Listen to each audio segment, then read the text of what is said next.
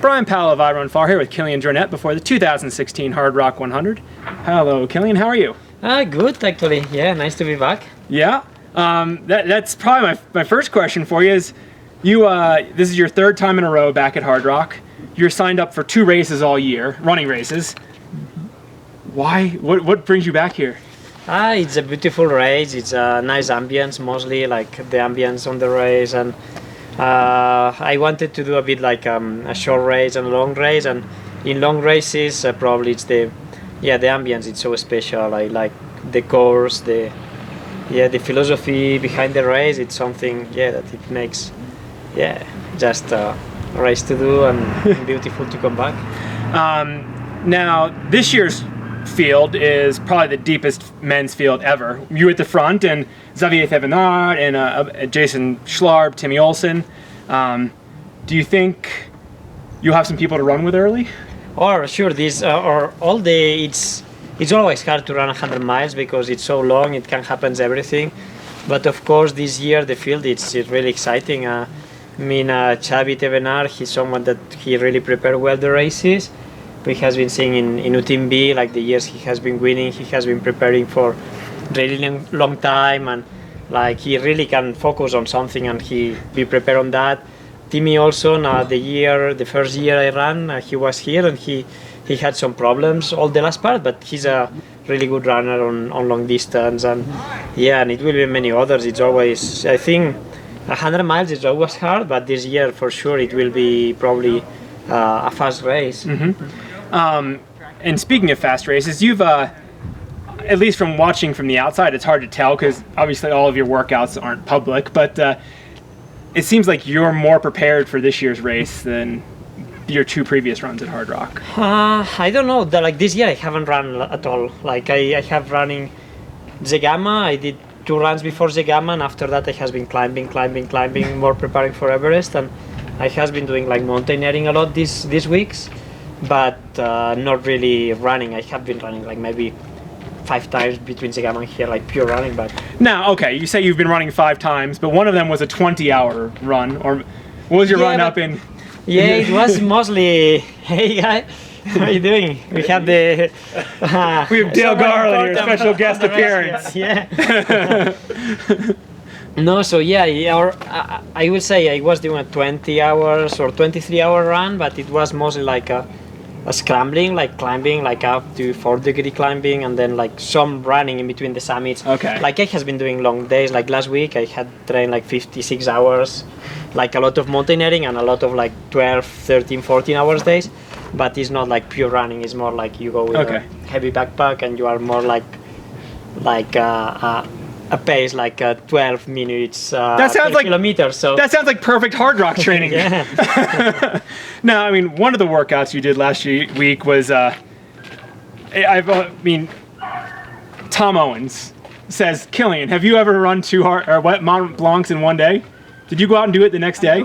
Yeah, actually, my plan last week it was to be in altitude, mostly to prepare, mostly for Everest, but for sure it helps for here too. But it was to do a lot of alpine workouts, and we started with some grid ski with Vivian. The day after I did some more technical climbing, and then I was like, conditions was good and I didn't know what to do, and Tom just asked like, have you done like twice Mont Blanc in a day? And it was the thing to do. Then it's mandatory to try it. So have you ever tried 2 Hardrocks in 4 days? Don't play that. We will stop the games here. Well, you've obviously done some long workouts. Whether or not it's pure running, you're fit right now. You have good fitness. Yeah, I think so. Like, the runs I has been doing, I has been feeling well, but normally. Now, you hold the course record in both directions now. What is your goal here? Like, how do you set a goal? Or I don't think I have many like big goals on running now, but it's nice to go back to race. It's always good trainings to do a race because you push yourself, and it's beautiful to do because like the ambience, because the competition, and of course it's nice to push and to see other people and try to winning it's just like the motivation for like keeping going fast, and it's good when it's hard level for that to try to push harder. Yeah. So then, it sounds like Mount Everest is your number one, or maybe only goal for the year. Or yeah, it's a big thing because it means a lot of preparation. It means a lot of climbing before, and then just then it depends a lot about conditions and about weather things. But yeah, it needs a lot of motivation to go there and go really fresh. So that's why this year I haven't run this much. Like after a big winter season with a lot of racing, I wanted to just like prepare for that and more climbing and less like traveling and doing races. Now, I heard some rumors during the spring that maybe if your preparation for Everest hadn't gone as well as maybe it has, you might not have run Hardrock. Yeah, I like the goal was to prepare well for Everest, and obviously to come here is perfect because it's the altitude too, and it's a long run and it's good. But like the goal was to do the Gamma and Hardrock. But of course, if I feel it that I needed more alpine or more altitude, the biggest thing it was to prepare that. But of course, like come back here, it was like a big thing. Yeah. This year, as you know, we were just talking. There's a lot less snow here this year.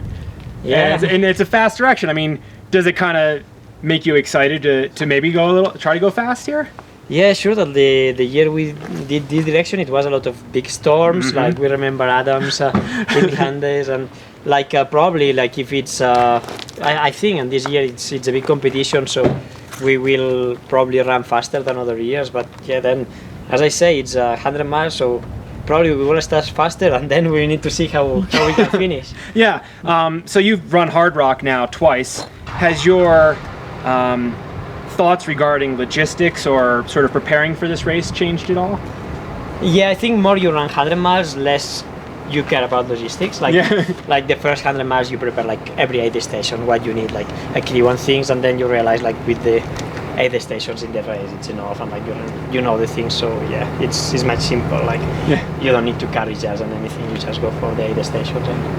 Will you have any crew or pacer out there? Actually this year is Emily, my girlfriend, that is here, and yeah, she will be probably following with the race, and if she feels good because she's coming back from an injury in the knee, so maybe she will run with me some kilometers. But yeah, mostly is that.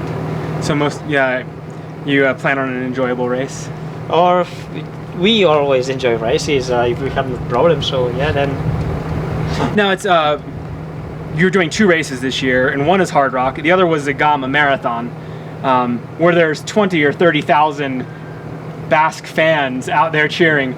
Here there will be maybe 100 total. That's nice. What's that difference like going from Europe or some other races to coming to Hardrock? Or I really like the ambience here. I would say like it's less aggressive towards the runners, and it's really nice. Like the ambience when you are now these days, like running. Like today we were running to Island Lake, and like to see some people that will be in the aid stations, and like everybody saying hi in the trail. Like last week we were in Mont Blanc, and like you cross like 1,000 persons going up, and nobody says nothing. It's everybody like that, and yeah, that's nice when you come to here. And on the opposite side, if you and I were to meet for an interview on, say, La Palma or Transvolcania, we would have to kind of be secret and like meet somewhere outside of town, because there would be 100 people lined up to take a picture or sign autograph. Here we can meet on the main street. Yeah, that's a nice thing. Does it make it more relaxed for you or more comfortable? Yeah, sure. That was another thing this year. Like and I'm not really a social person, so I like this kind of ambience, and then mostly also like going to Everest, I wanted to be really fresh mentally. So I know that going to big races, it takes a lot of energy for me, or races with a lot of people, like to being in the Alps or things, it takes a lot of energy. So like that's why the preparation I has been doing, it has been in more like quiet places. You probably won't have to do 20 interviews before like a UTMB or Transvolcania. So on you've kind of pared back your logistics, but what shoes will you be wearing? You will see on Friday that. Yeah. little. Yeah, you saw something in the Gamma, and it will be in this direction, I think. Okay. Well, I'll keep my eyes open for the 400 meters that I can see you.